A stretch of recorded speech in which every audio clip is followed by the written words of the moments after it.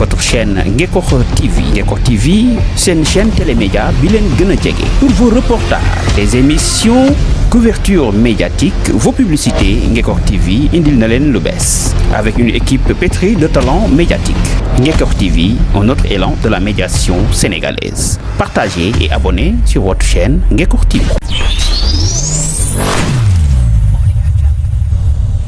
منكم إليكم مرحبا بكم أهلا وسهلا أتيتم أهلا ونزلتم سهلا تقبل الله منا ومنكم زرناكم رب زائر وهو المزار قانون بسم الله. السلام عليكم ورحمة الله وبركاته.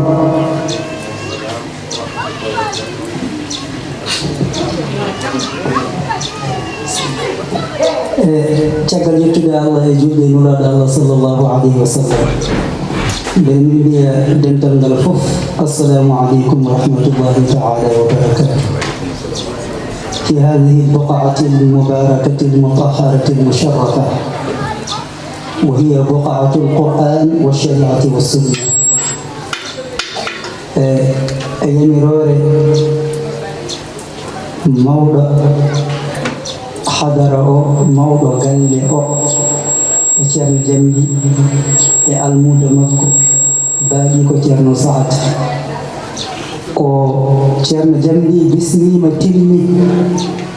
e si kala ko jiiɗa ene waɗi sababu kala mo yettani sababu yettata Allah. ɗum ɗon noon ahlu beyti rasulillahi sallallahu alih w sallam ɓe ngariɗo rendude men ñalaamu taaniiɓe أن يبوها أو يتكلم مثل كلامه إلا الذي هذا فضلا وعلما وولاية ومحبة لرسول الله صلى الله عليه وآله. ولهذا قد بان لنا بملامه أقواله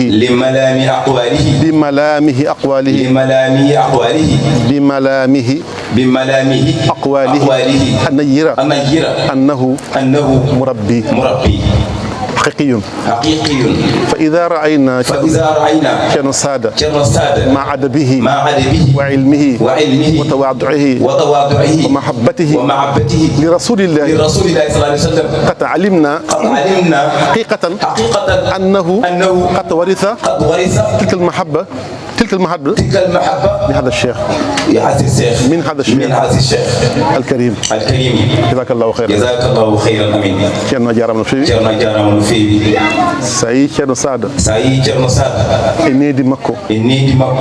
نداغو مكو فتبارك الله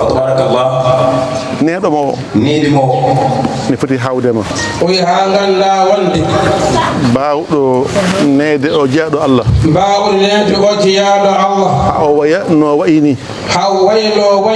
فتبارك الله إن الداغو ون جيادو الله فام دكدي بدو بنو ويني اون كو مرودي ما شاء الله اون كو تيمودو ما شاء الله كو مربي ما شاء الله فتبارك الله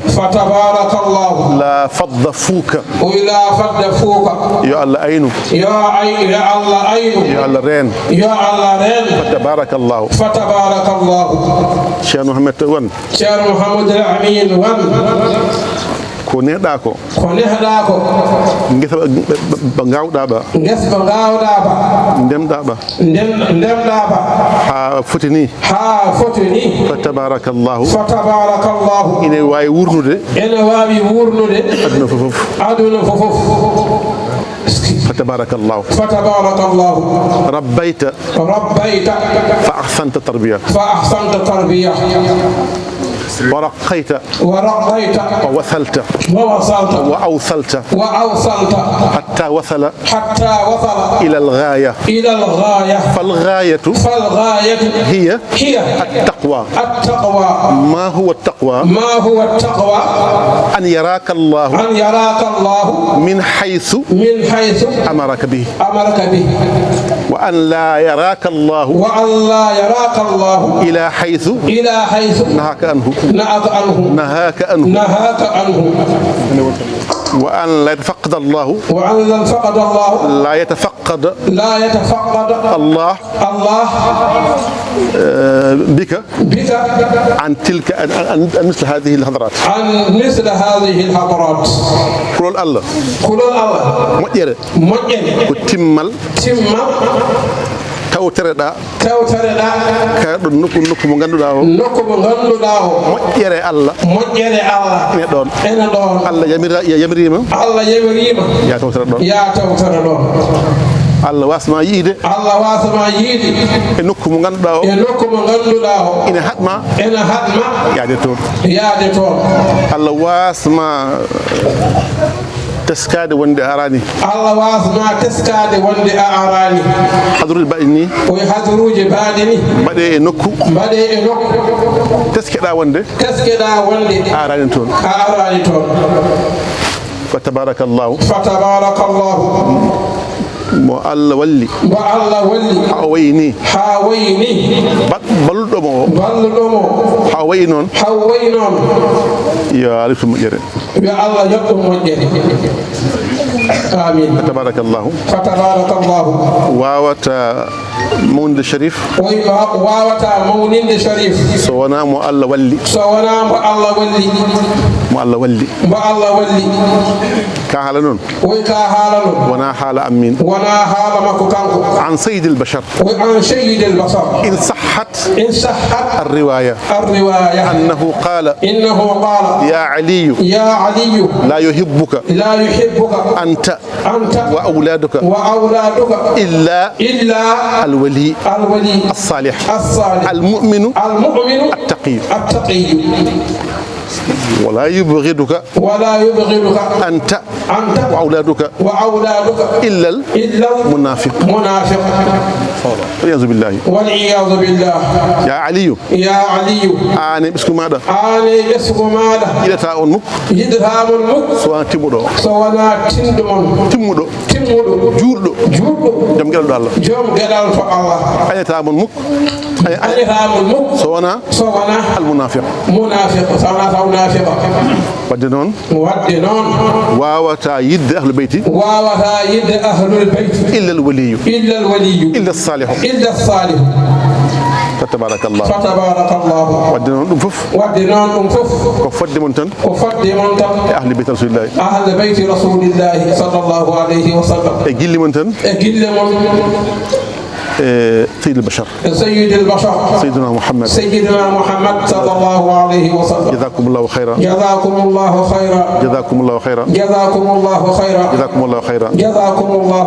ceerno Muntaga a jarama minnene a ɓeydi en a ɓeydi min saaha nde ganduɗa ceerno Saad o andi min hen o ɓeydirima aduna min minne kadi min ɓeydirima andudemo hen gam andude ceerno Saad rokki min hande arde o nokku yiide ɓe hohoɓe ɓe musidɓe moƴƴuɓe ɓeydare min qablu كانت المساجد من الخضب والخصب والطوب ولكن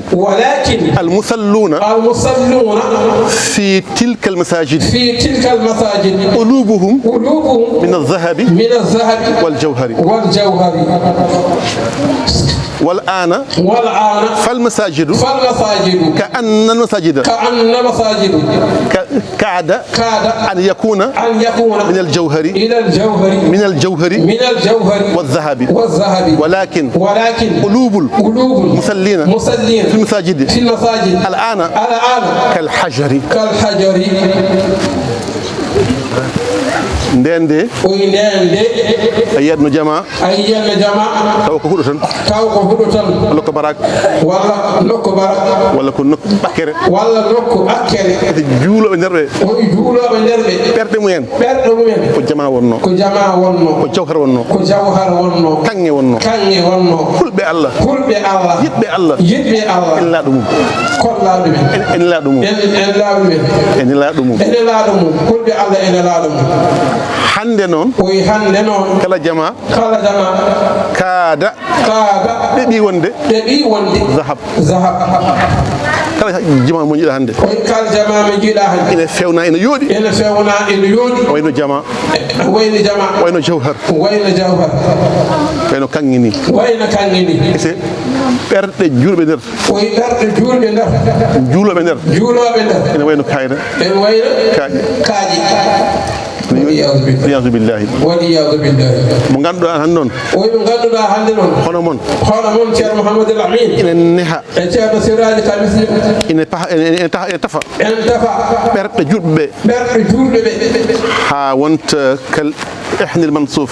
ha wonta ka ahli al-manfus ha wonta coton ha wonta coton wiro ha wayno wiro fatabarakallahu on ballina feewi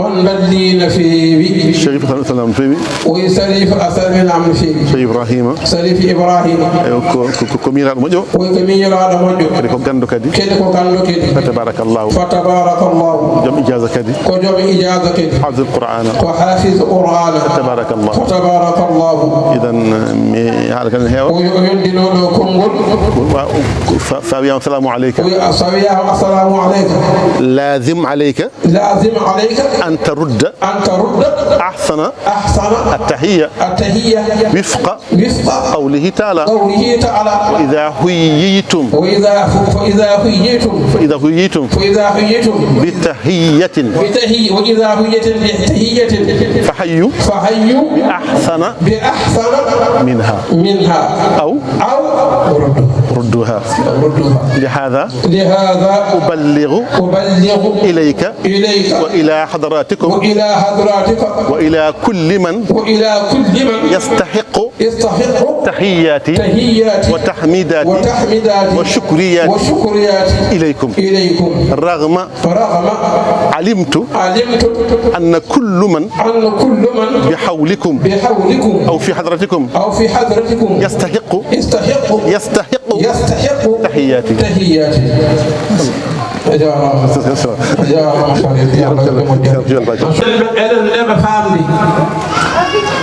زمان اونو ان مانكي فامدي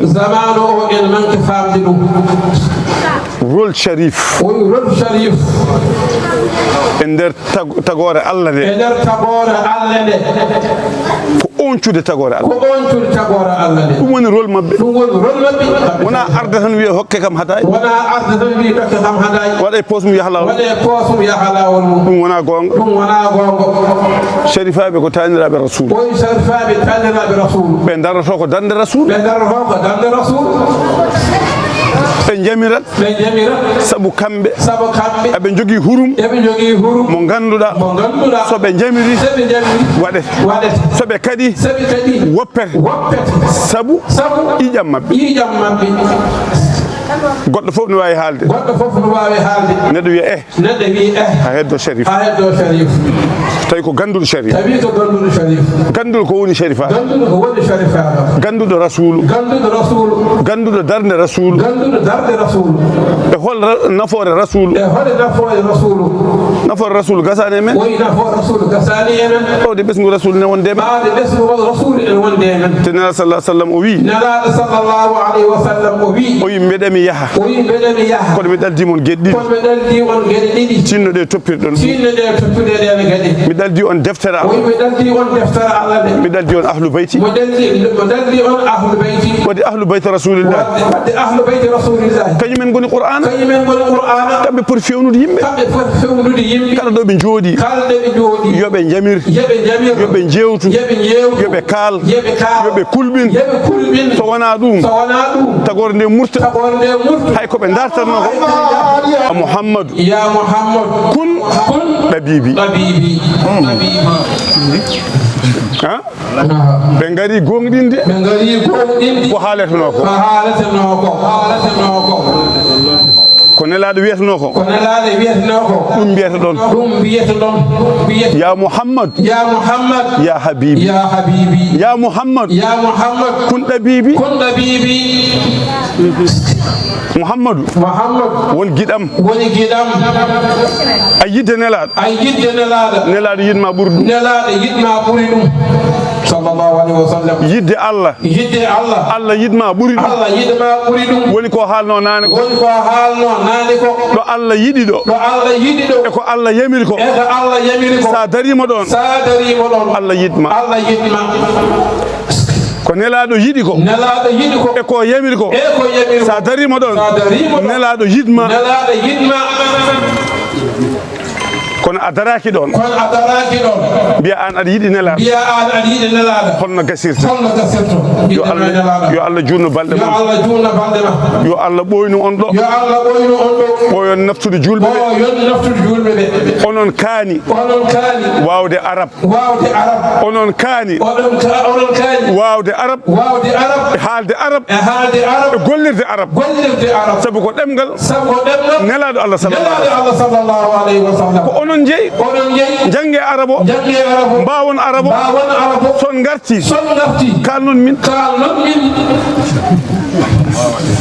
ɗum noon Allah jarama Sharif ceerno Jamli ceerno Mouhamed El Amin Allah jarama on jarama ko weltade tan eno waɗi ni kala Sharif baɗowo ni min on ne welimi mi suuɗatade on ɓuranimi jooɗotoɗo wiya gadde hadaya tan ay baɗo ni foti hokkede hadaya pawo yimɓe siratal mustaqim kollowo yimɓe lawol dentinowo yimɓe lawol bonande huccina yimɓe e lawol peewal so Sharif jooɗima so wi qala Allah qala rasulullah on Sharif gonɗi on de Sharifagal mum timmi on hayso yaltini hoore mum e nelaɗo Allah ma nelaɗo jikkum watta ɗum e nder ma alhamdulillahi rabbil alamin yo Allah jokku ɗum jokke kaɗo gonka kala ɗo jooɗi ɗo no rendo tinno jewtine yimɓe ko nafata ɗumen jettine yimɓe hande zamanu hande o eɗen gandi ko mbiɗa ko ceerno Boy haalino ɗum o wi guite ɗe ko guite juuloɓe kono ɓerɗe ɗe mi andana kala kalɗoɓe wattata ɗum noon ko on zamanu gonɗen kadi jinmi ko ɓuuri weldemi ko ay hono nde ɗo jonde yo ɗum haalete ɗo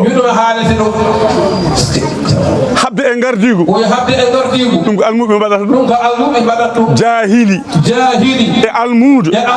meeɗa poɗodirde alma magal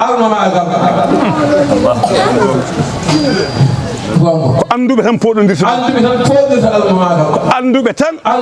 towodirta balaɓe te ko anduɓe ɓe goni ñemtinteɓe ɓe al ulama warasatul anbiya eɗen gandi kam nelaɗo sallallahu alaihi wa sallam kamɓe ɓe donetake holko tene mabbe so wona ko Allah tottunoɓe ɗum tan ɗon tenen mabbe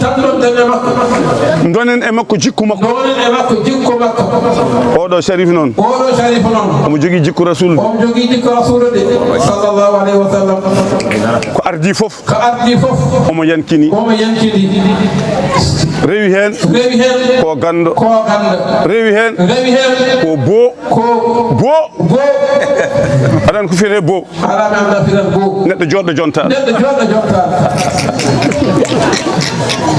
machallah eɗen beltanimo yo Allah jurno balɗe ɗe moƴƴina battane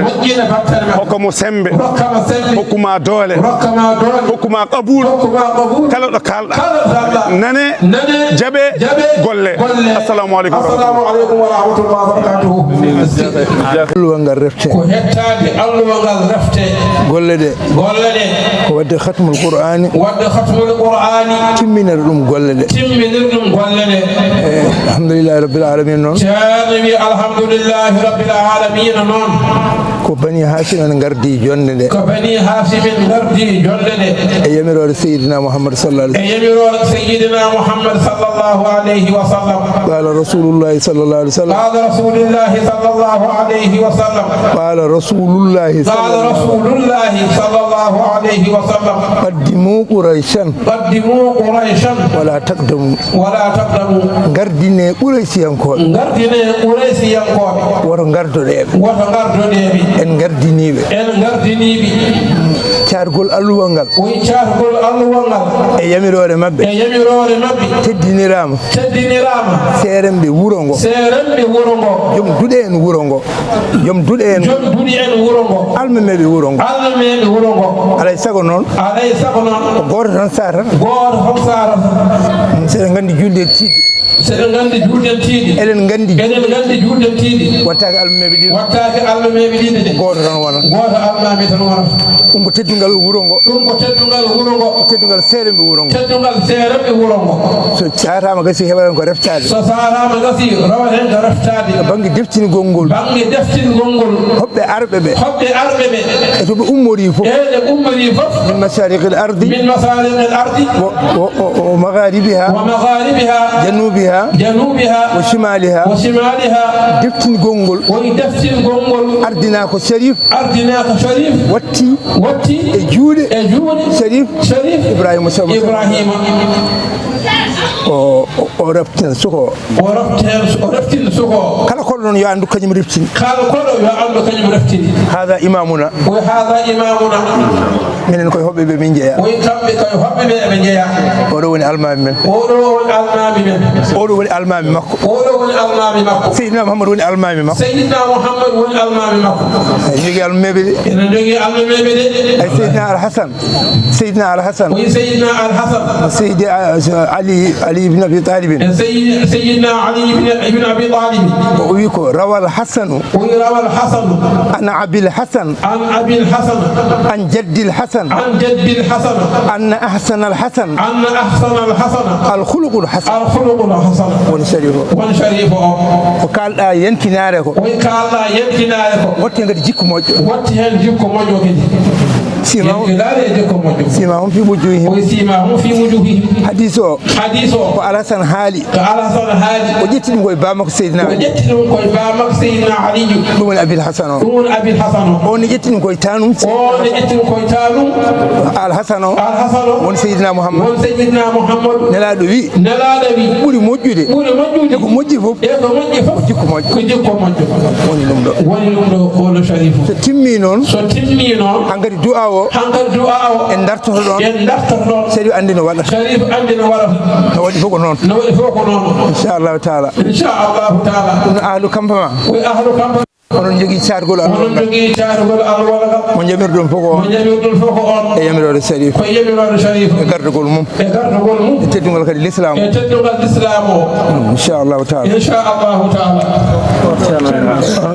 musidɗo am miñi ko rafanoma caggal leydi o artira ɗo e Sénégal ɗo e Mbour ɓandu makko yaltini puƴe watti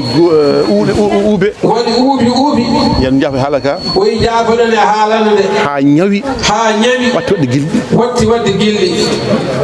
ha ɓandu ñuli ha yimɓe donki wurde e galle he ha donki fofde e galle he so bottari yonti haɓe jalta ɓe jaha galle goɗɗo ɓe ñamoyo toon kastare ko noon kirane ko noon amma yerde ndiyam ataya miijaka toon e galle he haɓe jaaki mawni ko are am makko wi Abdoullahi Ba haalni kam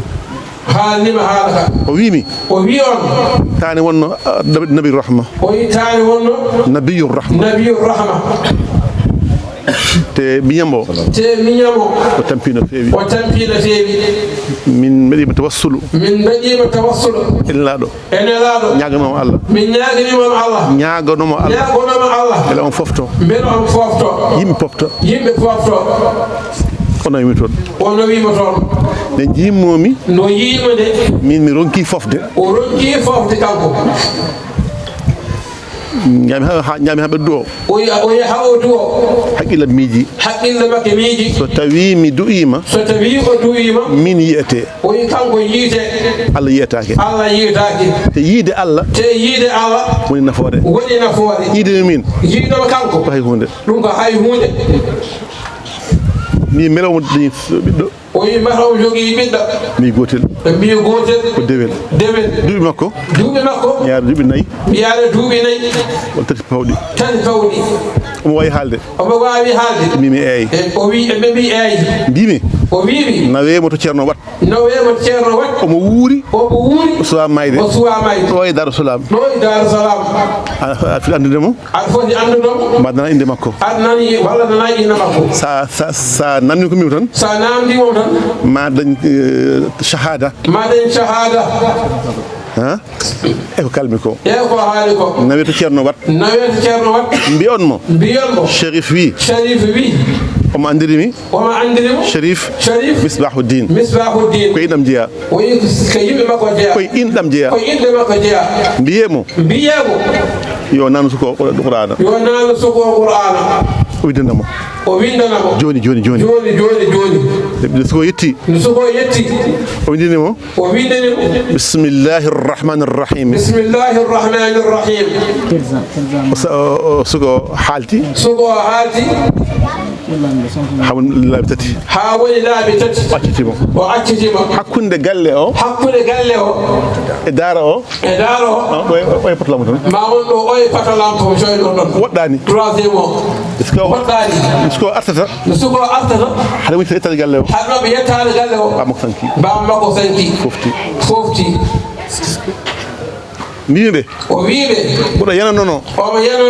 so ɓiyi ko naati duɗal ha wi bismillahi rrahmani rrahim bamma ko malama oɗo yinno yimɓe tesko on maana rawana haali ɗum ɗo ceerno Mouhamadou Bakary wi hay rawana a haali ɗum ɗo wallahi a jarama